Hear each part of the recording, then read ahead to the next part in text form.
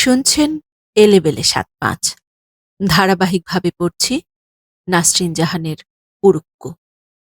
আজ রয়েছে চতুর্দশ এবং শেষ পর্ব। চলুন তবে শোনা যাক।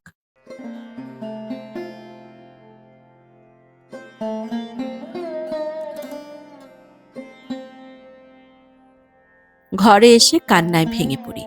দীর্ঘদিন পর অনেক রাত অবধি টানা কান্নার স্রোতের মধ্যে কাটিয়ে একসময় থিতু হয়ে যেতে থাকি।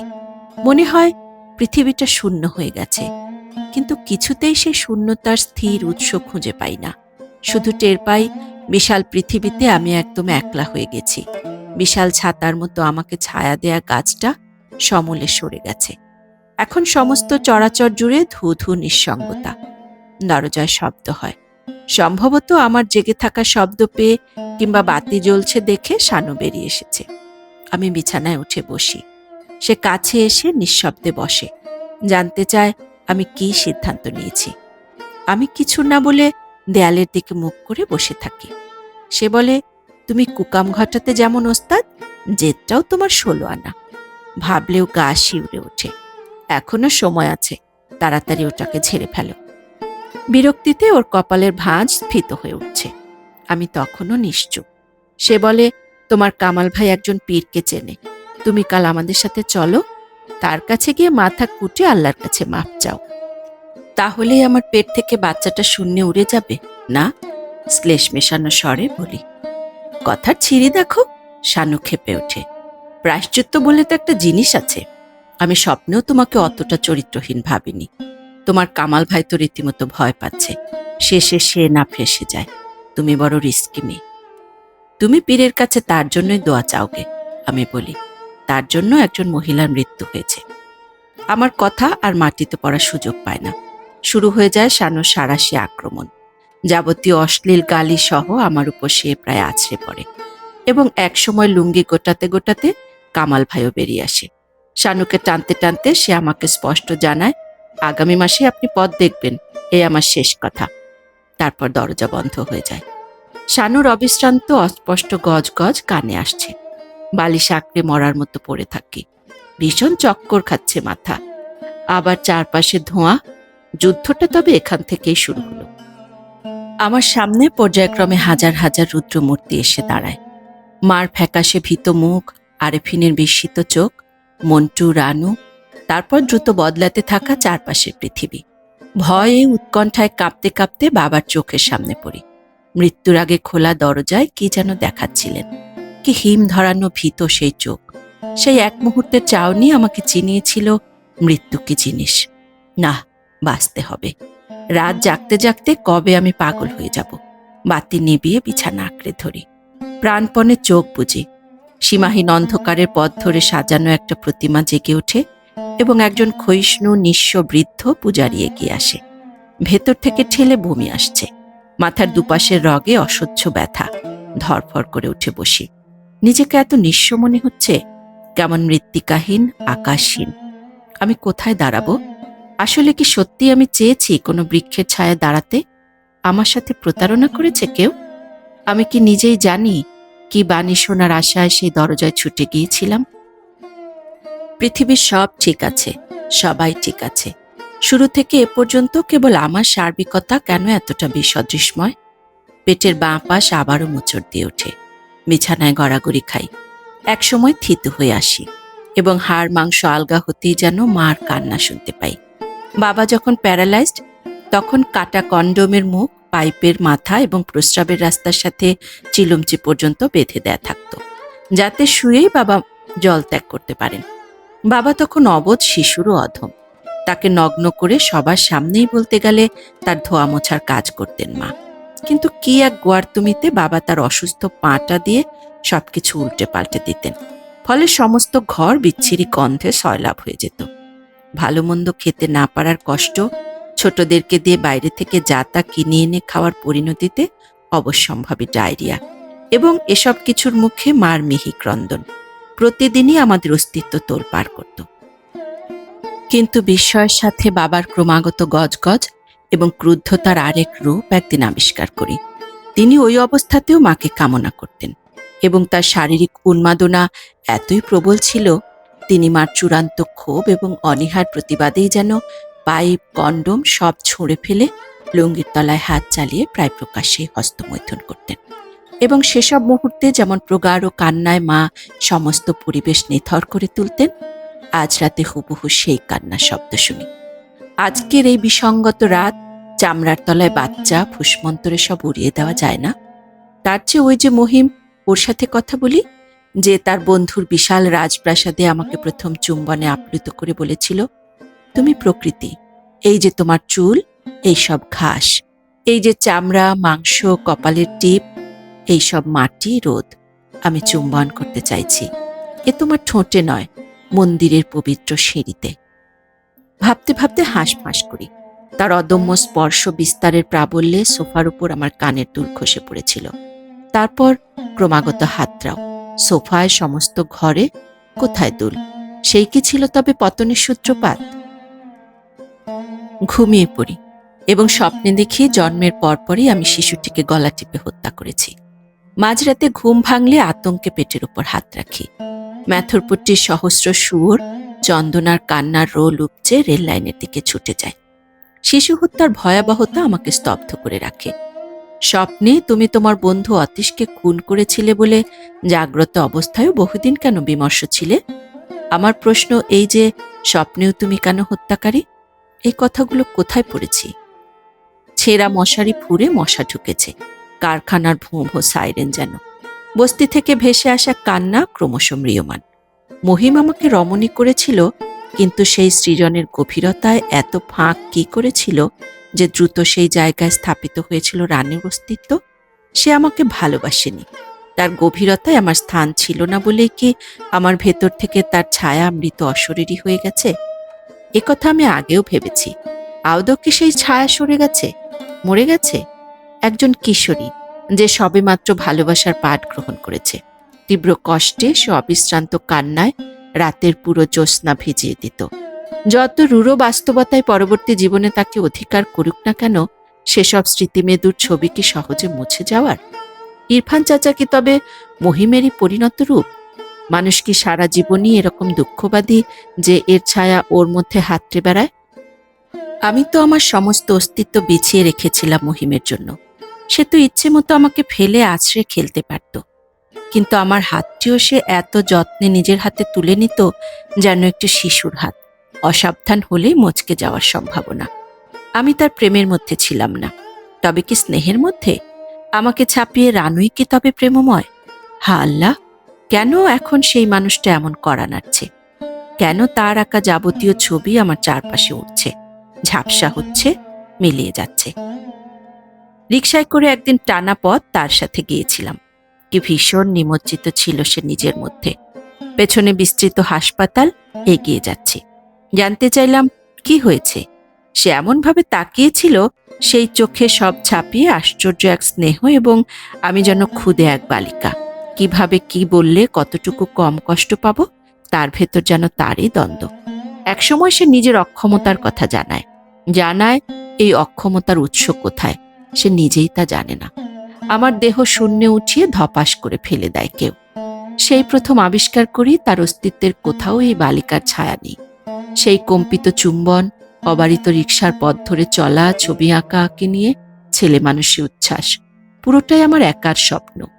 সব ছাপিয়ে বড় হয়ে উঠেছে, পরিণত হয়ে উঠেছে রানু। তারপর বেরিয়ে যায় অনেক সময়। নহন্যতে বইয়ে চোখ ডুবিয়ে ক্রমাগত কেঁদে চলা। আমার অস্তিত্ব থেকে একজন মির্জাকে হারিয়ে কেবলই অস্ফুট উচ্চারণ, মির্জা, মির্জা। ওই রকম একটা গ্লানিময়, স্বপ্নময় কষ্ট থেকে কিভাবে রেজাউল আমাকে ছিঁড়ে তুলেছিল। তুমি কি মির্জা হতে চাও? মহিমকে প্রশ্ন করি। মহিম শূন্যের মধ্যে পাক খায়, চাই, চাই। তবে আমার সন্তানকে কোলে তুলে নাও, তুমি এর প্রেমিক বাবা হও।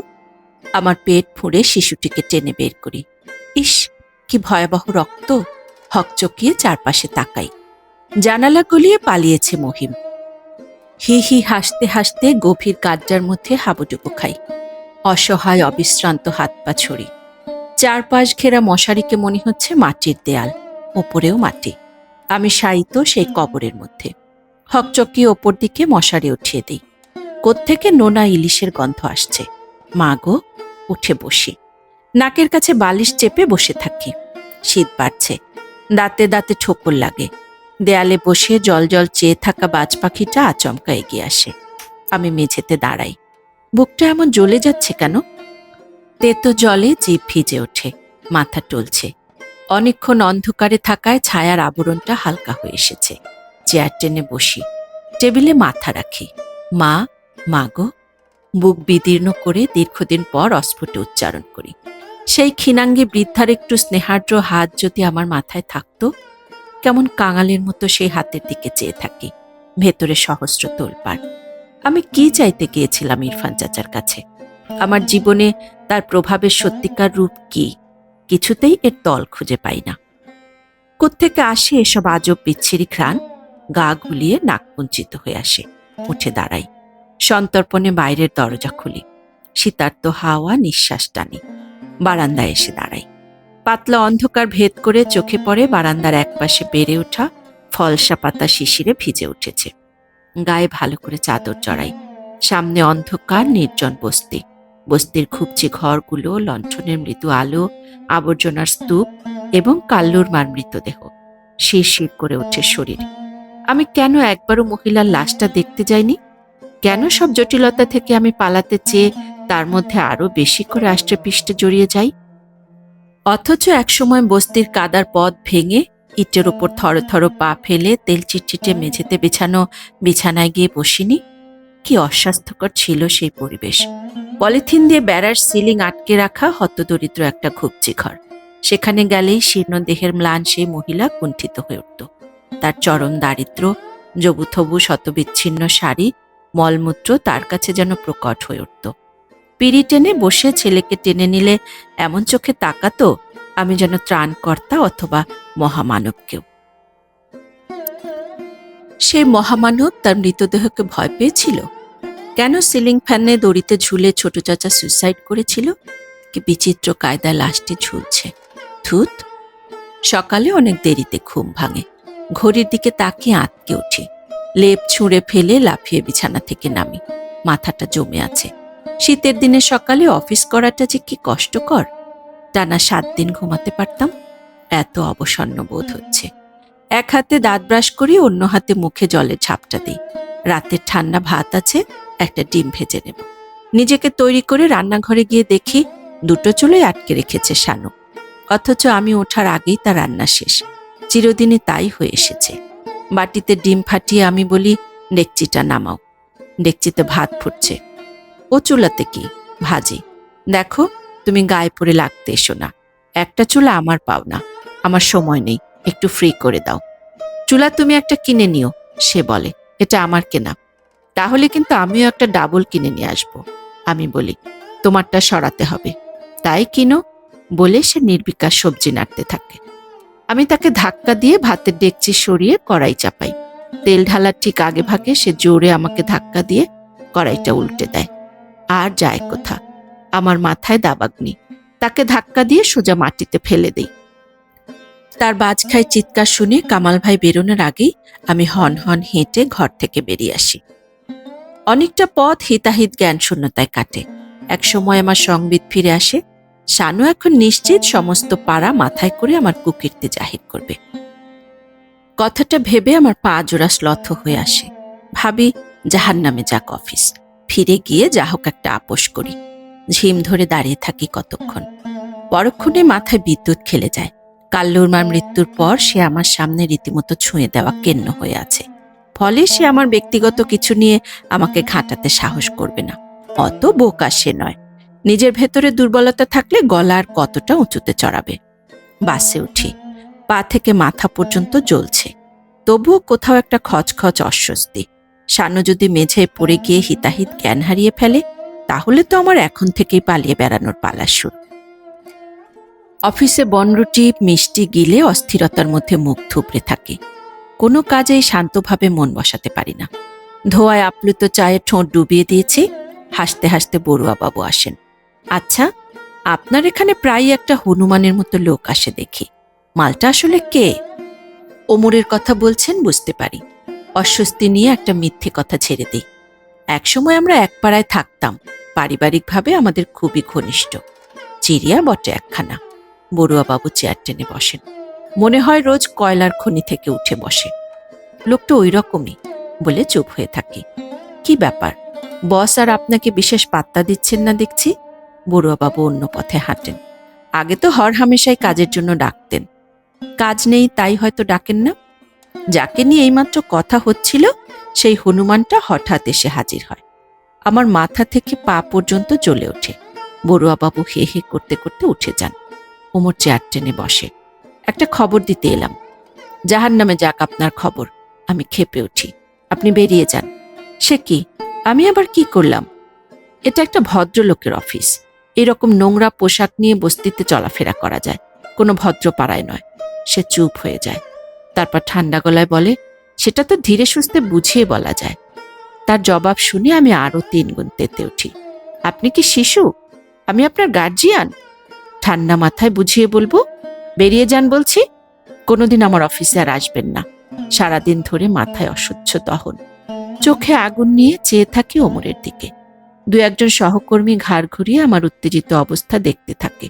ওমর নিঃশব্দে উঠে দাঁড়ায় এবং অত্যন্ত গোবেচারার ভঙ্গিতে অফিস থেকে বেরিয়ে যায়। স্থির হয়ে বসার পর আমার অনুতাপ শুরু হয়। কাজটা ভয়ানক বাজে হয়ে গেল। উপলব্ধি করার পর শুরু হয় নতুন যন্ত্রণা। নিজের এইসব অস্থিরতার জন্য নিজের উপরই ভয়ানক ক্রোধ জন্মায়। এসব করে কি আমি নিজেকে পৃথিবীতে আরো বেশি একাকিত্বে, আরো বেশি শূন্যে নামিয়ে ফেলছি না? অফিস শেষে নিজেকে টেনে সিঁড়ি হেঁচড়ে নিচে নেমে আসি। কেন নির্লিপ্ত আর স্থির হতে পারছি না? এভাবে আমি উঁচু পাঁচিল টপকাবো? অফিসের সিঁড়িতে দাঁড়াতেই সামনে বিশাল জনারণ্য এবং তার মধ্যে সিঁড়ির একপাশে জবুথবু ওমর দাঁড়িয়ে আছে দেখতে পাই। কি ভয়ানক স্বস্তি! উদ্ভাসিত মুখে তার দিকে তাকাই। তাতেই যেন সে বর্তে যায়। দ্রুত সামনে এগিয়ে আসে। ইস, যা ভয় পেয়েছিলাম, তবুও যায়নি। মানুষের রাগ আর কতক্ষণ থাকে? তখন সন্ধ্যা নেমে আসছে। রিকশায় উঠি। হু হু ঠান্ডা বাতাস প্রতিরোধ করে রিকশায় এগোয়। আমি প্রশ্ন করি, কি খবর নিয়ে এসেছিলেন? ওমর লাফিয়ে ওঠে। খবর হলো দুটো। আমার ছোট বোনটা একটা সেলাইয়ের দোকানে কাজ পেয়েছে এবং আমি একটা গার্মেন্টসে। কথা পাকাপাকি প্রায়। আগামী মাসে জয়েন করব, সুপারভাইজারের পোস্ট। 2 ভাই বোনের চাকরির মধ্যে অদ্ভুত মিল। সালার সেলাই দিয়ে পৃথিবীর সব কুকীর্তির দরজা বন্ধ করে দেব। আমি উৎসাহ প্রকাশ করি। বাহ, সত্যি ভালো খবর। এটা কি সেই গার্মেন্টস, ওই যে আপনার ধনী বন্ধুর, যে আপনাকে কাজ দিয়েছিল? হ্যাঁ হ্যাঁ, প্রায় চিৎকার করে ওঠে ওমর। ব্যবসায় গচ্চা খেয়ে আমি তো তার পায়ে গিয়ে পড়লাম। একটা কিছু করো, নইলে মৃত্যু ছাড়া আমার পথ নেই। কেমন থিতিয়ে আসে। এই লোক আসলে পৃথিবীতে মাথা উঁচু করে চলার কোনো কায়দা কানুন জানে না। নইলে পা যদি ধরেই থাকে, আমার কাছে এসব চেপে গেলে কি হয়? রিকশা একটা গলির পথ ধরে চলছে। ওমর বলে, আমি সামনেই নেমে যাব। আপনার যেতে কোনো অসুবিধে হবে না তো? আমি তার কথা এড়িয়ে নিজের মধ্যে ডুবন্ত এবং হঠাৎই বলি, আপনি আমার জন্য একটা বাসা দেখুন, যত তাড়াতাড়ি সম্ভব। সস্তায় 1 রুমের একটা বাসা। যেখানে আছেন, ওমর ইতস্তত করে। আমি যেখানে আছি সেখানকার পরিবেশটা দুঃসহ হয়ে উঠেছে। গলায় আন্তরিকতা ফুটিয়ে বলি, আমার কোনো কিছুই তারা আর সহজভাবে নিতে পারছে না। ওমরের মুখে ছায়া। থমকে দাঁড়িয়ে কি যেন ভাবতে থাকে। আমি লক্ষ্য করি তার এই স্থির ভঙ্গিটাই ভয়ানক সুন্দর। থমকে থাকা অবস্থা থেকে সে যেন বাস্তবে ফিরে আসে এবং প্রশ্ন করে, একা থাকবেন? আমি হেসে ফেলি। আগে তো একা উঠি। সিনথিদের বিশাল বাড়ির সামনে একসময় নিজেকে আবিষ্কার করি। নিজের সিদ্ধান্ত নিজেই কখন পাল্টেছি আমি কি তা জানি? পরে ভেতরে ভেতরে ঘটে যাওয়া সব ব্যাপার স্যাপার নিয়ে কিলবিলে তোড়পাড়ে শুরু হয়েছিল। অবশ্য এসব কিছুর সঙ্গে আমার টিউশনি ছেড়ে দেওয়ার কোনো যোগসূত্র খুঁজে পাইনি। তাছাড়া আমায় ভর করে আছে এখনো ইরফান চাচার ঋণের বোঝা। কি একটা ছাইপাশ চাকরি করছে আরেফিন, তবুও তার উপর বাড়ির দায়িত্ব ছেড়ে দিয়ে কমাস ধরে মোটামুটি নিশ্চিন্তে আছি বলা যায়। আর নিজের জীবনেই বা আর কাহাতক আলু পটল চচ্চড়ি সহ্য হয়। ঘরের বিছানার তোষক ছিঁড়তে ছিঁড়তে তলায় ঠেকেছে। কতদিন কোনো কিছু কিনি না। এর মধ্যে টিউশনি ছেড়ে দেওয়ার মতো শৌখিনতা আমাকে মানাবে কেন? লন অতিক্রম করার সময় ভেতরে হই হট্টগোলের শব্দ শুনতে পাই এবং সেই সাথে অদ্ভুত মিউজিকের একটা তরঙ্গ। বারান্দায় সাদা অর্কিড ফুল ডালসহ ওপর দিকে উঠে গেছে। সেখানে দাঁড়িয়েই খোলা জানালা দিয়ে স্পষ্ট দেখি ভেতরে কোনো উৎসব চলছে। গ্লাস বোতলের লাগাতার টুংটাং এবং পৃথিবীর তাবৎ সুন্দর পুরুষ রমণী সেখানে এক হয়েছে। কেউ কোনায় দাঁড়িয়ে গল্প করছে, কেউ ছন্দে ছন্দে পা ফেলে জোর বেঁধে নাচছে। কি ঝলমলে আভিজাত্য, ঘোর লাগে। মেয়েদের অদ্ভুত ছাঁটে চুল কাটা, বিচিত্র পোশাক যতটুকু দেখা যাচ্ছে, এ আরেক পৃথিবী। কিম্ভূত কিমাকার আকৃতির একটা লোকও বিশাল বপু দুলিয়ে নাচছে, হাতে গ্লাস। বারান্দায় চাকর খানসামাদের ছোটাছুটি। আমাকে দেখে একজন দাঁড়িয়ে যায়। আমি ঠোঁটে আঙুল চেপে চুপ বলায় সে হনহন করে নিজের কাছে ছুটে যায়। আমার এখান থেকে উৎসবের মাত্র একাংশ দেখা যাচ্ছে। কি হাসি! কষ্ট করে হলেও, অল্প সময়ের জন্য হলেও এমন করে হাসতে পারলে পরমায়ু পাওয়া যায়। সবাই হাসছে।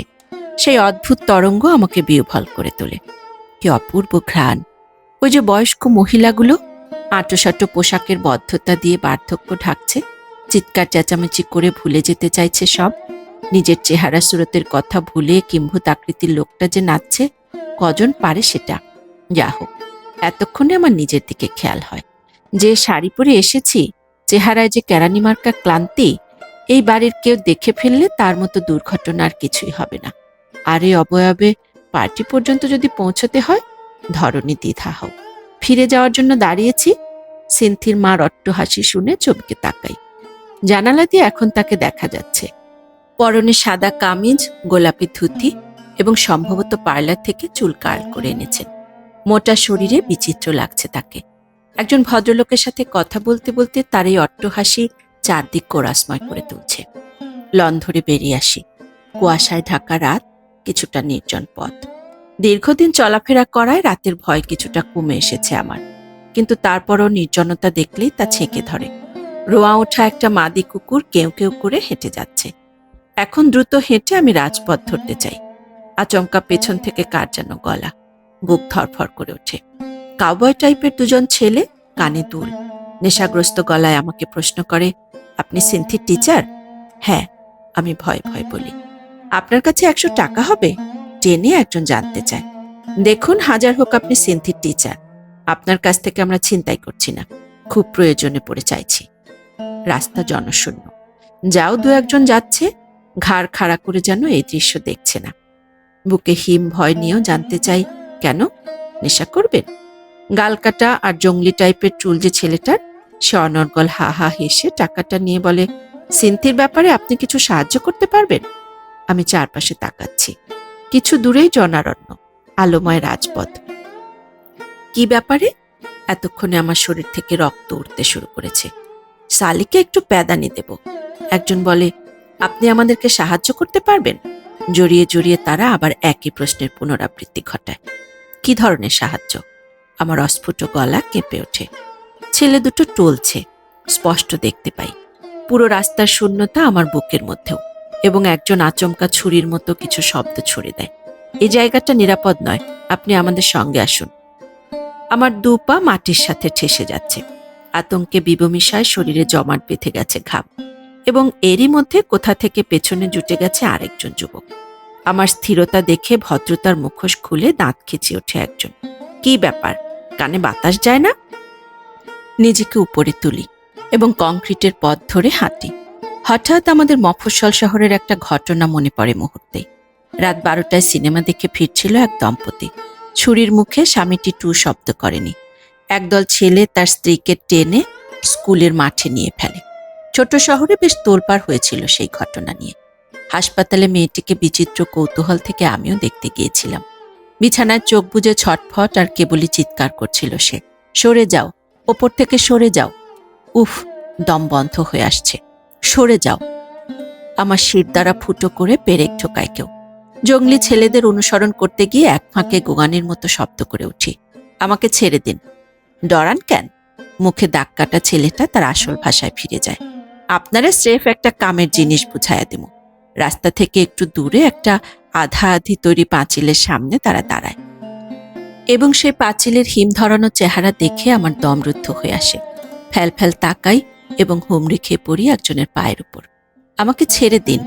টলতে টলতে ছেলেটা আমাকে টেনে তুলতে গিয়ে বুকের মাঝ বরাবর সজোরে কোনোই দিয়ে গুঁতো দেয়। সঙ্গে সঙ্গে দুটো যুবক এগিয়ে এসে আমার কম্পিত দেহ হাত দিয়ে চেপে স্পর্শ করে বলে, ডরান কেন, আসেন, আমরা আপনার কোনো ক্ষতি করব না। তারা এগোয়। নিজেকে ছাড়িয়ে তাদের পেছন পেছন মৃতপ্রায় আমার পা দুটো চলছে। রাতের ঘোর নির্জনতায় ছেলে তিনটের খাড়া অবয়ব পাক খায় এবং একজন ঢুকে যায় সেই পাঁচিলের মধ্যে। থরথর করে কাঁপছিলাম, এতদিনের সীমাহীন ভয়। বাস্তবিকই আমি আজ তার মুখোমুখি। হঠাৎ আমার দিকে তাকিয়ে খিঁকিয়ে ওঠে কানে দুল পড়া ছেলেটা, সম্মান করতাসি, গায়ে লাগে না, একেবারে হান্দায় দেব, আয়। এবং এমন বিভৎস চিৎকারে আমার যখন যথার্থই প্রাণ পাখি উড়ে যাওয়ার উপক্রম, নির্জন রাস্তার গলি ধরে হঠাৎ একটা গাড়ির সার্চ লাইটের আলো, ছেলে দুটো দৌড়ে ভেতরে চলে যায় এবং উল্টো দিকে আমিও প্রাণান্তকর দৌড় দেই। আলো জ্বালিয়েই গাড়িটা চলে যায়। এইমাত্র ঘটে যাওয়া ঘটনা হুবহু কোনো সিনেমার ঘটনার মতোই। একটা তীর্যক আলো আমাকে টেনে তুলেছে সেই গহ্বর থেকে। আমি যে সেই বিশাল পথটা কোন বায়ুযানে চড়ে কতটুকু শূন্যে পা উড়িয়ে পেরিয়ে এসেছি নিজেই বলতে পারবো না। ঘাম ঝরা নির্ভাস শরীর, কম্পিত বুক নিয়ে প্রথমেই আলোকোজ্জ্বল রাজপথের উপর দাঁড়িয়ে নিঃশ্বাস টানি। হঠাৎ পেছনে শব্দ।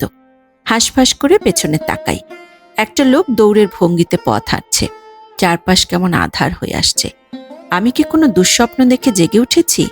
এবার আমারই সারা শরীর এক পৈশাচিক ঘোরে টলছে। ছায়া হয়ে আসছে সব।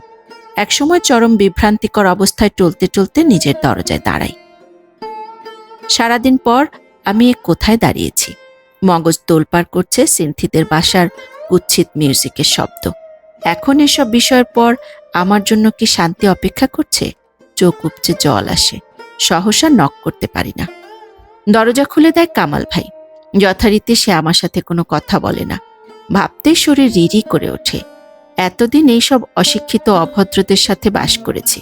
সে ভেতরে যাওয়ার পর ব্যাগ রেখে আমি বাথরুমে কাঁচা বাজারের দুর্গন্ধের ভিড় ঠেলে গতকাল রূপচাঁদা মাছ কিনেছিলাম। রাতে ভেজে রেখেছিলাম, সকালে গরম করার সুযোগ পাইনি। শীতের দিন বলে এখনো পচেনি, কিন্তু কেমন একটু গন্ধ ধরে গেছে। কড়া করে ভেজে ভাতের সাথে মাখাই, মন্দ লাগছে না। আমি কাজ সেরে যখন বিছানায়, তখন রান্নাঘরে শানোর শব্দ পাই। বাতি জ্বালিয়ে দুদিনের বাসি পেপার মুখে ধরে রাখি। বড় বড় হরফের হেডিং জানান দেয় কুয়েত দখলকারী সাদ্দাম হোসেন কঠিন বিপর্যয়ের মুখোমুখি। ঘরে ফেরার অল্পক্ষণের মধ্যে যুবকদের আক্রমণের রেশ অনেকটাই কাটিয়ে উঠি। কাগজ ভাঁজ করে রেখে বাতি নিভিয়ে দিই, পেটের উপর হাত রাখি। নতুন করে বুক খালি হয়ে আসে। প্রাণটির অস্তিত্ব টের পাওয়ার মতো বয়স এখনো হয়নি, স্থির হয়ে আছে। তবুও ছুঁয়ে ছুঁয়ে পরখ করি, কি অদ্ভুত রোমাঞ্চ। দেখি বিশাল এক গ্রামের পথ ধরে আমি হাঁটছি। চারপাশে হু হু হাওয়া, অবারিত ধান ক্ষেত। একটা বড় ইটখোলার সামনে দাঁড়িয়ে দেখি খাড়া উপর দিকে উঠে গেছে অশ্বত্থ গাছ। তার নিচে ধ্যানমগ্ন একজন পীরের মতো কেউ। কম্পিত পায়ে কাছে এগিয়ে যাই। তার বজ্রকণ্ঠ বাতাস বিদীর্ণ করে, তুই আল্লাহর কাছে মাফ চা। ঘোর অন্ধকার ফুরে আমি খাড়া হই। কিসের জন্য? হারামজাদি, বেশরীয়তি, চিৎকার করে ওঠে সে। পাপ স্বীকার না করলে দোজকবাসী হবি তুই। তোর কপালে। হঠাৎ ঘুম ভেঙে যায়। শীত লাগছে। কম্বল গায়ে টেনে অনড় দীর্ঘ সময় পড়ে থাকি। একসময় সেই সংকীর্ণতার হলুদ ছায়া ছিঁড়ে উঠে আসি উপরে। একটা অবারিত গ্রামে আমি পৌঁছেছিলাম, কিন্তু আমার স্বপ্নে হঠাৎ গ্রাম কেন? আমার শৈশব কৈশোরের সাথে গ্রামের সম্পর্ক খুব ক্ষীণ। আমার জন্মের আগে আমার দাদা নানারা মারা যান। আমি জন্মের পর আমার স্মৃতির মধ্যে গ্রাম বলতে একটি কুপির লম্বা শিখা, বাইরে হু হু বৃষ্টিপাত এবং সাদা ঘোমটায় আবৃত আমার সর্দাদির মুখ ছাড়া আর কিছুই মনে করতে পারি না। সেই কোন জন্মে একবার গ্রামে গিয়েছিলাম। পীরের মহাজাগতিক কণ্ঠস্বর আমার বুক বিদীর্ণ করে, ছটফট করি। কিন্তু এই সব বিষম যন্ত্রণা ছাপিয়ে আমাকে এক চিলতে বাতাস ছুঁয়ে যায়। স্বপ্নে আমি প্রতিবাদী হয়ে প্রশ্ন করেছিলাম, কেন মাফ চাইব? এরপর যতই দিন যেতে থাকে আমার জীবন সংকটের পর সংকটে হয়ে উঠতে থাকে বিষনীল। শিশুটি আমার ভেতর বেড়ে উঠছে। কি ভয়ানক একটা ভয় সারাক্ষণ আমাকে আষ্টে পৃষ্ঠে আঁকড়ে থাকে। কিছুতেই আমি কোনো স্থিরতায় পৌঁছতে পারি না। কদিন আগে সিনথির টিউশনই ছেড়ে দিয়েছি। মেয়েটার জন্য অসম্ভব মায়া হয়। কি ধারালো পথ ধরে হাঁটছে। সে কি এসবের কিছু বোঝে? কিন্তু ওদের ওখানে যাওয়া ছেড়ে দিলেও ছায়ার মতো একটা ভয় আমাকে অনুক্ষণ অনুসরণ করতে থাকে। ওই ছেলেগুলোর সাথে যদি আবার দেখা হয়, পুলিশ কি আমাকে সাহায্য করবে? আরেফিন বলেছিল ভার্সিটিতে বন্দুকযুদ্ধ শুরু হলে পুলিশরা নিষ্ক্রিয় দাঁড়িয়ে মজা দেখে। একদিন সত্যজিতের আড্ডায় গিয়েও সেই ভাবনার প্রতিফলন দেখি। প্রত্যেক সরকারি ভোট কারচুপি করে ক্ষমতায় আসে, আমাদের দেশে আসবে গণতন্ত্র। ভুয়া সব। সত্যজিৎ টেবিল ফাটায়। শাহতাবের যুক্তি অন্যরকম। তাই বলে হাত পা গুটিয়ে বসে থাকব? দিনের পর দিন চলতে থাকা অরাজকতাকে প্রশ্রয় দেব? প্রতিবাদ করব না? করো প্রতিবাদ। মায়ের জোয়ান ছেলে হয়েছ, গুলি খাওয়ার পর তোমার লাশ পর্যন্ত বাবা মা পাবে না। কিন্তু নিজেরাই যে দিনের পর দিন লাশ হয়ে বেঁচে থাকছি, এর কি সুরাহা করবে? তার চেয়ে প্রতিবাদ করে মৃত্যু ভালো। খেয়াল করছিস সত্যজিৎ, কোটি কোটি টাকার ঋণের তলায় চাপা পড়ে বিশ্ববাজারে আমাদের দেশের অবস্থাটা? আমরা কি বেঁচে আছি? শেয়াল কুকুরও এর চেয়ে ভালো বাঁচে। যে সরকারি আসবে একই রকম হবে তার চরিত্র। ফায়দা লোটার সেই একই রকম ধান্দা। একটা পার্টি দেখা, এই সরকারকে হটিয়ে যাকে বসানোর মতো মনে হবে তোর। কারো কোনো চরিত্র আছে? এবং এই সব তর্ক চলতেই থাকে। আমি নীরব শ্রোতা হয়ে যাই। অনুভব করি রাজনীতিকে ঠিকমতো জেনেই তবে তাকে ঘৃণা বা গ্রহণ করা উচিত। আমি কিছু না জেনেই এসব সম্পর্কে চরম নির্বিকার। ইরফান চাচার ওখানে যাই না। বুকের মধ্যে সারাক্ষণ বল্লম গেঁথে থাকে। অফিসের টেবিলে বসে কেবলই বমি বমি ভাব। ভয়ে চারপাশে তাকাই, পত্রিকা মেলে ধরি। বুশের মার্কিন সৈন্য হাজার হাজার ইরাকি নাগরিকের দেহ নিশ্চিহ্ন করে দেয়। সুলতানা ফাইলের ভেতর নিমগ্ন। একটু কাঁচা আম খাওয়া যেত? নৃশংস শিরোনামে 3 বছরের শিশুকে ধর্ষণ করে কোনো যুবক। অফিস আজ শান্ত। বড়ুয়াবাবু অব্দি গভীরভাবে কলম পিষছেন। বমির বেগ বাড়ছে। সন্তর্পণে হাত রাখি পেটে। রক্তস্রোতের ভেতর বরফকুচিগুলো হাঁটতে শুরু করে। মসজিদের সামনে দাঁড়ানো প্রেসিডেন্ট, বিশাল ছবি। ধর্মপ্রাণ মুসলিমদের সাথে জুম্মার নামাজ আদায় করছেন। ছিনতাইকারীর হাতে প্রাণ দিলেন একজন মহিলা। ভারতে বাবরি মসজিদ ভাঙাকে কেন্দ্র করে রক্তক্ষয় কমছে না। অবশেষে সাদ্দাম নিঃশর্তে কুয়েত ছাড়তে রাজি হয়েছে। বুশের রাজকীয় উত্থান, বিনিময়ে মার্কিন যুক্তরাষ্ট্রের প্রচুর অর্থ লাভ। বিশ্ববাসী হাঁপ ছেড়ে বাঁচল। এর মধ্যেই আমার সন্তানের জন্মকে ঘিরে হাজার শব্দের হুল্লোড়। শিরোনাম, একজন রমণী দাবি করছেন তিনিই সন্তানটির পিতা। বমির বেগ বাড়ছে। মাথা নুয়ে আসতে চাইছে টেবিলের সাথে। স্রেফ একটা বাল্ব চুরি করতে গিয়ে একজন যুবকের তড়িতাহত হয়ে মৃত্যু। বড়ুয়াবাবু হেঁটে আসেন। 100টা টাকা লোন হবে? 50 টাকা হবে। তাই দিন। বাচ্চাটা কদিন ধরে মিষ্টি খাওয়ার জন্য পাগল হয়ে উঠেছে। গা গুলোচ্ছে। মুখ নামিয়ে আনি। টাকা নিয়ে ধন্যবাদ দিয়ে চলে যান বড়ুয়াবাবু। আরিচায় বাস খাদে পড়ে 50 জনের মৃত্যু এবং বিভিন্ন দলের বিবৃতি, গণতন্ত্র রক্ষার আন্দোলন যে কোনো মূল্যে অব্যাহত রাখতে হবে। ওমর এবং শাহতাবের একই উক্তি। আমরা কি বেঁচে আছি? এইসব অনুভূতির পর যখন কাগজ ভাঁজ করে রাখি, তখন অন্য ভয়। আরেফিন যদি গুলিবিদ্ধ হয়ে মরে? এই ভাবনার সূত্র ছিঁড়ে খুঁড়ে চারপাশে ভূতের মতো চক্কর খায় উস্কো চুলের কিছু বিদঘুটে মুখ। শানিত আলোয় তারা ছুরি ঝলসায়। আমাকে পাঁচিলের দিকে টেনে নিয়ে চলে একদল যুবক। পরদিন অফিসের চেয়ারে বসতেই ঘাই দিয়ে ওঠে নদীর হুহু হাওয়া। গোলাপি নবাব বাড়ি। আমার চোখে জল এসে যায়। আমার এত ঘুম পাচ্ছে কেন? কি মনে হতে সুলতানার টেবিলের দিকে যাই। চেয়ার টেনে মুখোমুখি বসি। সে প্রশ্ন করে, তোমাকে অমন ক্লান্ত দেখাচ্ছে কেন? উত্তর দিয়ে হঠাৎই বলি, আচ্ছা, এমার সম্পর্কে তোমার কোনো ধারণা আছে? বলে টের পাই কি চরম বোকামিটা করেছি। সে অবাক চোখে তাকায়। কেন? প্রায় তখনই নিজেকে সামলে নিই। না, মানে আমি যাদের সাথে সাবলেট থাকি সেই বাড়ির মহিলা করাতে চাইছে। আমার কাছে পদঘাট জানতে চাইছিল। কত মাসের সে জানতে চায়। এই তো 2.5-3 বলতে বলতে ভেতরে ঘেমে উঠি। তাহলে খুব একটা অপরিণত না, বিশেষ করে 3 হলে। সুলতানা বলে, তা নষ্ট করতে চাইছে কেন? 2টো বাচ্চা হয়ে গেছে। বলতে বলতে ভয়ে দম বন্ধ হয়ে আসে। আমি কি কখনো আগে শানুর বন্ধত্বের কথা বলেছি? কিন্তু সুলতানার মুখ স্বাভাবিক। ক্লিনিকে এসব তো হরহামেশাই হচ্ছে। হাসপাতালে গিয়েও করাতে পারে। ব্যাপারটা খুব সহজ। একটা সরু নল ভেতরে ঢুকিয়ে নলটাকে পাকিয়ে ভেতরটা স্প্রে করে সাফ করে আনে। নলটা কি বাচ্চার শরীর ছিদ্র করে ঢোকে?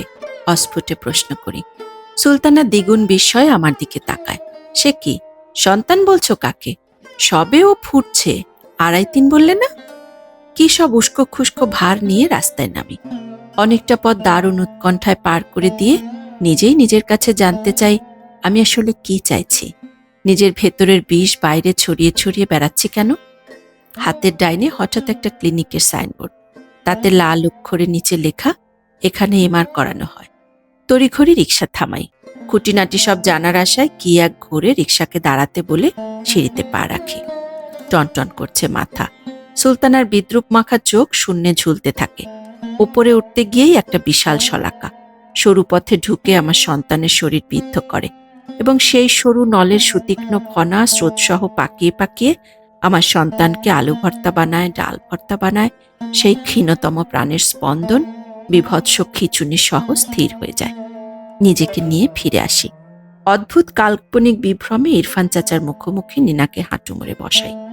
তার সেই ভারী কোমল হাত কান্নায় কান্নায় ভিজিয়ে দিই। রিক্সা ছোটে টানা রাস্তা ধরে। পুরো অফিসের ফাইলপত্র আমার মাথায় ঠেসে দিচ্ছে কেউ। সেই স্তূপের নিচে চাপা পড়ে আমাকে আর দেখা যাচ্ছে না। আহা, যদি এমন করে লুকাতে পারতাম। এসব কথা যখন ভাবছি, হঠাৎ বোধ হয় একটা ছায়া আমার পিছু নিয়েছে। অফিস থেকে বেরোতেই সন্ধ্যা, চারপাশে বাতি জ্বলে উঠেছে। সেই আলোর উপর অর্ধবৃত্তাকার আধমরা চাঁদ। অফিসের আধখোলা জানলা দিয়ে কেউ ছুঁড়ে দিচ্ছে আমাকে। টনটনে মাথা ব্যথা নিয়ে গতকাল শেষ রাত অব্দি ঘুমোয়নি। তনরা এলেই দুঃস্বপ্ন। কখনো সে স্বপ্নে আমার পেটের মধ্যে মৃত সন্তানের আর এক রূপান্তর। চামড়ার তলায় জীবন্ত এই অনুভূতিতে রোমাঞ্চ। কখনো সে টলমল হেঁটে ধপাস পড়ে যাচ্ছে, কিন্তু বেশিরভাগ ক্ষেত্রেই তার বাড়ন্ত আকৃতির দরুন পৃথিবীর সামনে আমি সন্ত্রস্ত ভঙ্গিতে ধরা পড়ে যাচ্ছি। এক রাতের স্বপ্নে স্পষ্ট দেখেছি মাটিতে গলা পর্যন্ত পুঁতে পাঞ্জাবি পরা কিছু লোক আমার মাথায় পাথর ছুঁড়ে মারছে। তারপর থেকে মাথা ধরে থাকে সারাক্ষণ। চামড়া টান করে দেয়া বিশ্রী স্বপ্ন নিঃসঙ্গ মুহূর্তে আমাকে বড় দুর্বল করে তোলে। অফিস থেকে বেরোতে ব্যথাটা যেন সরে দাঁড়ায়। রিক্সা, গাড়ি, মানুষ সব ছাপিয়ে বাসস্ট্যান্ডের দিকে যাব। ফের মাথায় চাপ। নবাবের শরীর হয়েছে তোমার? নিজেকে বকতে বকতে বাধ্য হয়ে রিক্সা নেই। তাছাড়া নিজেও বুঝতে পারছি শরীরের এই রকম নাজুক মুহূর্তে বাসে কুস্তাকুস্তি করে ওঠা রিস্কি ব্যাপার। কিন্তু বেশ কদিন ধরে আমাকে সেই ঝুঁকির পথ ধরেই হাঁটতে হচ্ছে এবং তারপরই যেন টের পাই কানে দুল পড়া হুবহু সেই ছেলেটি যেন আমার পিছু নিয়েছে। বুক ঠান্ডা হয়ে আসে। অনেকটা পথ গায়ে থর কাঁপুনি নিয়ে বসে থাকি। কিছুক্ষণ পর আর ছেলেটাকে দেখি না। হাঁপ ছেড়ে টের পাই ভার্সিটির সামনের বিস্তৃত পথে এসে পড়েছি। ওদিকে খোঁড়াখুড়ির কাজ চলছে, রিক্সা তাই ঘুরে এসেছে। আমি টেনে বাতাস নিয়ে ওপর দিকে তাকাই। কি অপূর্ব পুরনো রোদ্দুরের বিন্যাস! আর বিস্তৃত করুইয়ের কালো পাতাগুলো কি অভিনব মায়ার ধবল আকাশটাকে চিতাহরিণের মতো করে রেখেছে। রিক্সা বায়ে মোড় নিলে ফের ভয়ে রক্তশূন্য হয়ে পড়ি। সেই ছেলেটাকে পেছনের রিক্সায় দেখা যাচ্ছে, সিগারেট টানছে সে। ভালো করে লক্ষ্য করি, না, এ অন্য ছেলে। অনেকক্ষণ পর ভিন্ন পথে চলে যায় সে রিক্সা। শরীর থেকে ঘাম ছেড়ে গেলেও বাসায় এসে আমি অনেকক্ষণ ধরে স্থির হতে পারি না। এরকম কোথাও কোনো ছায়া দেখলেই চমকে উঠি। রাতে দুঃস্বপ্ন বাড়তে থাকে। একদিন ইচ্ছে হয় শানুর দরজায় ধাক্কা দিই, তাকে জড়িয়ে ধরে থিতু হই। কিন্তু তার আচরণ এখন সব রকমের ভোপতার বাইরে চলে গেছে। রান্নাঘরে তার কোনো জিনিসের স্পর্শ লাগলে সে সঙ্গে সঙ্গে ধুতে শুরু করে দেয়। ফলে আমার মাথায় রক্ত চড়ে যায়। এইরকম পরিস্থিতিতে কাঁচা বাজার করা, বাড়িতে টাকা পাঠানোর অসহ্য কষ্ট, বিছানার চাদর, নিজের জন্য একটা তাঁতের শাড়ি কিনতে না পারার অক্ষমতা আমাকে প্রায় পাগল করে তোলে। কত আর ছেড়ে ফেলা যায়? সবকিছু ছাপিয়ে উঠে পায়ের পাতা থেকে মগজ পর্যন্ত হিম হিম বইতে থাকে অন্য এক যন্ত্রণা। আমি একে না কোনো ভাষা, না কোনো বেদনা, কিচ্ছুতে রূপ দিতে পারি না। টেলিফোন করার অভ্যেস আমার একদম নেই। কয়েন বক্সে লাইন ধরা সবচেয়ে অসহনীয়, তাই ব্যাপারটা পারতপক্ষে পরিহার করে চলি। কিন্তু একদিন কি এক ঘোরে ছুটে যাই সেদিকেই। ইরফান চাচা কখন কবে যে নাম্বারটা দিয়েছিলেন মনেই ছিল না। মতিঝিলের টেলিফোন বুথে গিয়ে দাঁড়াই। উত্তেজনায় চোখে জল এসে যায়। সিকি ফেলে নাম্বার ঘোরাই। একসময় অপর প্রান্ত থেকে একজন মহিলার কণ্ঠ শুনতে পাই, কিন্তু লাইন চাওয়ার পর দীর্ঘ এক নীরবতা। লাইনে দাঁড়ানো পেছনের লোকজন টেলিফোন বুথে গিয়ে উসখুস করছে তখন। ঠিক এ সময় সেই অনির্বচনীয় বিশাল কণ্ঠ, হ্যালো, হ্যালো, হ্যালো। ওপাশে উদ্বিগ্ন কণ্ঠ। নিঃশব্দ কান পেতে তার ভারী গলা শুনি। কাঁপতে কাঁপতে লাইন কেটে দেই। বিশাল সড়ক ধরে হেঁটে আসি। বাসায় এসে বিছানায় মুখ থুবড়ে থাকে। শানুর সাথে কথা বন্ধ। বাসার পরিবেশটা দুঃসহ হয়ে উঠেছে। বমি, ঝিম ধরা এসব কমে এসেছে। এখন কি এক ভার, কলজে ছিঁড়ে ফেলে লোহার আংটা। আমাকে নিজ দিকে চেপে রাখে কোনো অলৌকিক বিকট দৈত্য। এর মধ্যে জটিল মস্তিষ্ক ক্রিয়া, আমি কোনো লক্ষ্যে পৌঁছতে পারি না। একদিন এইসব বিক্ষিপ্ততার ভেতরে ওমরের মুখোমুখি হই। আপনি কি আমার বাচ্চার দায়িত্ব নেবেন? এই শব্দ তরঙ্গ তাকে স্পষ্টতই চমকে দেয়। সে বিহ্বল চোখে আমার দিকে তাকায়। কথা হচ্ছিল একটি চায়ের স্টলে বসে। কাপ থেকে পাকিয়ে উঠছে ধোঁয়া। ওমর বলে, আপনি বাচ্চাটার পিতৃত্ব সংকটে পড়েছেন তো? আমার কি সেই শক্তি আছে?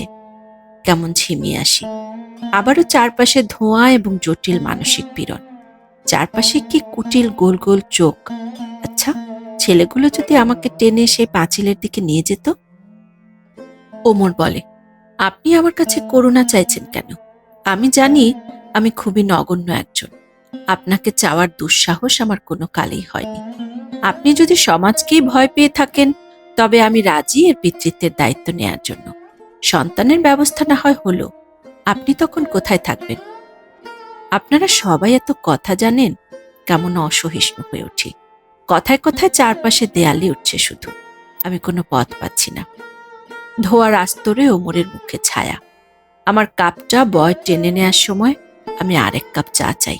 কেমন গলা শুকিয়ে আসছে। আমার মান অপমান বোধ খুব কম।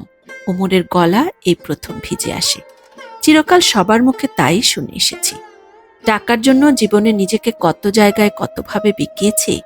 মানুষের লাথি ধাক্কা খেতে খেতে কেমন ভোঁতা হয়ে গেছি। কোনো কিছুতেই আর গা করি না। কিন্তু দেখুন, আপনি কি একটা কথা বললেন, তাতেই আমি কেমন বড় বেশি অপমানিত হয়ে গেলাম। শেষ পর্যন্ত আপনিও আমাকে ব্যবহার করতে চাইছেন। দেখুন কেমন কান্না এসে যাচ্ছে। সেই চায়ের স্টলের ভিড়ের মধ্যেও আমি টেবিলে রাখা তার হাত চেপে ধরি। বিশ্বাস করুন, এটাও ঠিক না। আমাকে ভুল বুঝবেন না। একে একে সবাই চলে গেছে। ওমর, একজন মানুষ নেই যার পাশে দাঁড়িয়ে আমি বাঁচতে পারি। আমি কি জানি আমি আদৌ আপনাকে ভালোবাসি কিনা? কি করে আপনি ভাবছেন এই যে স্থিরতা, আমি একদম ঠিক ঠিক তাই নিয়ে আপনার পাশে নিজেকে দাঁড় করাবো? আমাকে একটু একটু করে সেটা বুঝতে হবে। সামনে পুরো জীবনটাই তো পড়ে আছে। কাপ আসে, চায়ে ফের চুমুক দেই। ওমর সহসাই নিজেকে ছেড়ে ফেলে। আপনার সব কথার ভেতর ধরার ক্ষমতা অত নেই। আমি আমার পক্ষ থেকে এটুকুই বলতে পারি, আপনি চাইলেও আমি আপনাকে সহজে ছাড়ছি না। এজন্য আপনি আমাকে ব্যক্তিত্বহীন, ছ্যাচোর, যা খুশি ভাবতে পারেন। আপনাকে সেদিন নাইটিঙ্গেল পাখির গল্প বলেছিলাম না, নিনা, আমি রক্ত দিতে পারি, কেননা আমার সেটা ছাড়া আর কিছু নেই। কিন্তু নিজেকে বদলাতে পারি না। এ কথার পর কি বলা যায়? আরো বেশি করে হিম বরফে রূপান্তরিত হওয়া ছাড়া কি বা আমার হওয়ার আছে? কিন্তু তারপর আমার জন্য আরো তীব্র শীতলতা অপেক্ষা করছিল। রুমাল দিয়ে ঠোঁটের কোণা মুছছি। ওমর তার স্বাভাবিক স্বভাবে হেসে বলে, আপনাকে আমার জীবনের একটা ট্র্যাজিক ঘটনা বলি। এটা বলে বেড়ানোর মতো কোনো কাহিনী নয়। যারা আমার পরিচিত তারা সেটা নিজের চোখে দেখেছে। তারা ছাড়া এই আপনাকেই প্রথম বলছি। এরপর আপনি ইচ্ছে করলে আমাকে আরো বেশি ঘৃণা করতে পারেন, আরো কুৎসিত ভাবতে পারেন। স্টলের ভেতর হঠাৎ উঁচু গ্রামে রেডিও বাজতে শুরু করে। সিনেমার বিজ্ঞাপন উচ্চকণ্ঠ চলায়। তার কথা শোনার জন্য আমাকে আরেকটু ঝুঁকতে হয়। আমার এক বন্ধু ছিল, ওমর বলে চলে। আপনাকে আগেই বলেছি, আমার জীবনে কোনো বন্ধু নেই। আমি কারো সাথে তেমন গভীরভাবে আর মিশতে পারি না। দুজনই ক্লাস 8-এ পড়তাম। জানেন তো, খুব গরিব আমরা। তখনও তাই ছিলাম। আমাদের দুজনের ঘুরে বেড়ানো, স্কুল ফাঁকি দেওয়া, সব কিছুতে মিল থাকলেও তার একটা বাড়তি গুণ আমাকে খুব হীনমন্যতায় ভোগাত। চমৎকার ছবি আঁকত সে। একবার হলো কি, একটা ভয়াবহ ছবি আঁকার মধ্যে নিজেকে ঢুকিয়ে ফেলল সে। সারাদিন দরজা আটকে থাকে, ডাকলেও সাড়া দেয় না। যদিও হঠাৎ বেরোয়, কেমন উদ্ভ্রান্ত উস্কো খুস্কো ভাব। প্রতিদিন ফিরে আসি। এভাবে বেশ কয়েক মাস কেটে যায়। আমি কেমন নিঃসঙ্গ হয়ে পড়ি। তো একদিন তার ছবি আঁকা শেষ হলো। দুজন মিলে বেশ 2-4 পয়সা করে চাঁদা তুলে ছবিটাকে ফ্রেমে বাঁধালাম। শেষ পর্যন্ত যা দাঁড়ালো তা দেখে তো আমি আপনাকে আমি ভাষায় বোঝাতে পারবো না। কাচের ফ্রেমে বন্দি এক অন্য পৃথিবী। সে বলল, এই ছবি দিয়ে তার জীবনটাই বদলে যাবে। সে অনেক বিখ্যাত হবে, ধনী হবে। জানেনই তো, আমি ছিলাম চূড়ান্ত গরিব। সব দেখে আমার মনটাই ভেঙে গেল। আমি পড়ে রইব আস্তা করে, সে সিঁড়ি বেয়ে উঠে যাবে 7 মহলের চূড়োয়। দুজনের জীবনই যাবে পাল্টে। ঘরে তখন নিত্যদিন কুকুর কামড়াকামড়ি অভাব। একদিন কি হলো, ছবিটা আমি চুরি করে ফেলি। রেডিওতে বিজ্ঞাপনের শব্দ কমে এখন খবর হচ্ছে। ঠান্ডা হাত কানের চামড়ায় ঠেসে বসে থাকি। বিশ্বাস করুন, কোনো ঈর্ষা থেকে নয়, ওমর বলতে থাকে। আমি নিজেও জানি না কেন তখন ও কাজটা করেছিলাম। সেটা বেচতে গিয়ে আমার স্বপ্ন ভঙ্গ হয়। কিন্তু তখন আমার ফেরার কোনো পথ ছিল না। একেবারে জলের দামে সেটা বেচে দিয়ে ঘরে এসে ভূতের মতো বসে থাকি। ওমর থামে। আমি তখনও চেয়ে আছি। পাশের টেবিলে আড্ডার চূড়ান্ত উত্তেজনার মুহূর্তে একজন টেবিলে জোরে ঘুষি বসায়। ইসলামী রাষ্ট্র কায়েম করে মুখে ধর্ম নিরপেক্ষতার বুলি কপচানো রাবিশ। এবং রেডিওতে আমার স্নায়ু শীতল করা গান, আয়রে মেঘ আয়রে। সে রাতেই আমার বন্ধুটি আত্মহত্যা করে। ওমর আবার শুরু করে। এ খবর শুনে আমি কষ্টে গ্লানিতে প্রায় পাগল হয়ে গিয়েছিলাম। নাওয়া খাওয়া ভুলে পুরো 1 মাস তার কবরের পাশে বসেছিলাম। মাথা ঠুকতাম মাটির সাথে। সবার কত ঠাট্টা, অপমান, পরিহাস। তারপরও আজ এত বছর কেটে গেছে। মাসের 27 তারিখে, যে তারিখে সে মারা গেছে, আমি সারা রাত তার কবরের পাশে বসে থাকি। কতজন এটাকে পাগলামি বলেছে, এসব অর্থহীন বলে বুঝিয়ে সবাই কত টেনেছে ওখানে আর না যাওয়ার জন্য। কিন্তু আমার মন বুঝলে তো। বলতে বলতে ওমরের চোখ ফের ভেজে ওঠে। পরক্ষণে মাথা নেড়ে বলতে থাকে, আমি একটা লোভী কুত্তার বাচ্চা। এই করে করে প্রায়শ্চিত্ত করতে চাই। জানেন, যে কোনো জিনিসের জন্য জীবন বাজি রাখতে পারি। কিন্তু আমার এই কুৎসিত জীবনের কতটুকুই বা মূল্য আছে। কিন্তু ভয় লাগে। ধরুন চুরি করলাম আপনাকে, জীবন বিকিয়ে দিয়ে আপনাকে জয় করলাম। কিন্তু আপনাকে ছাড়া সব আছে, তার ভেতর কেবল আপনি নেই।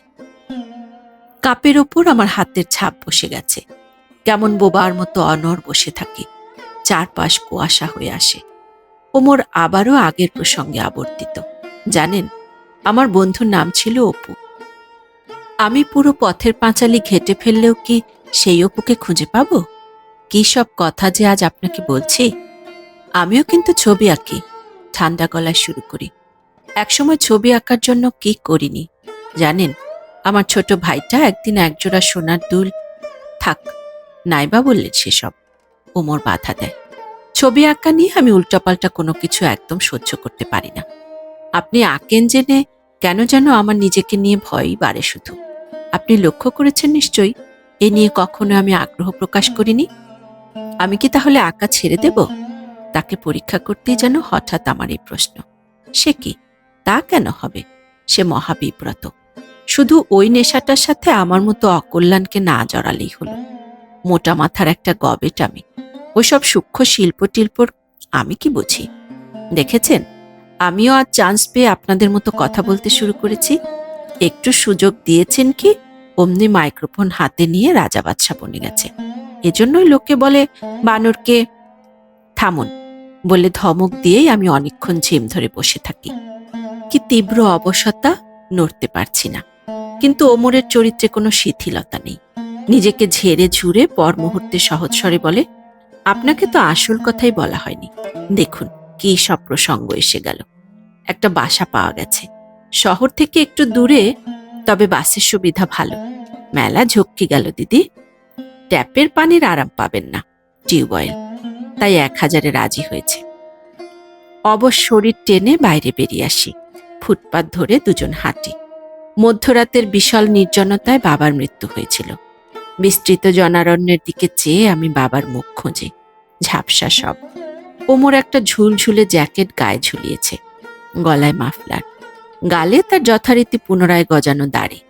পায়ের চেয়ে একটু ছোটই হবে চপ্পল, গোড়ালি বেরিয়ে পড়েছে। ওকে এই অবস্থায় দেখে ক্রমশ অভ্যস্ত হয়ে উঠছি। বরং আচমকা ফিটফাট চৌকস হয়ে গেলেই ওকে বেখাপ্পা লাগবে। হঠাৎ পকেটে হাত রেখে সে শীতে কুঞ্চিত নাকে ভাঁজ ফেলে বলে, তাহলে বাসাটা কালই আপনি দেখতে যাচ্ছেন? হ্যাঁ, আমি বলি। ভোরে আমার বাসায় চলে আসবেন, কুয়াশায় ভিজতে ভিজতে দুজন যাব।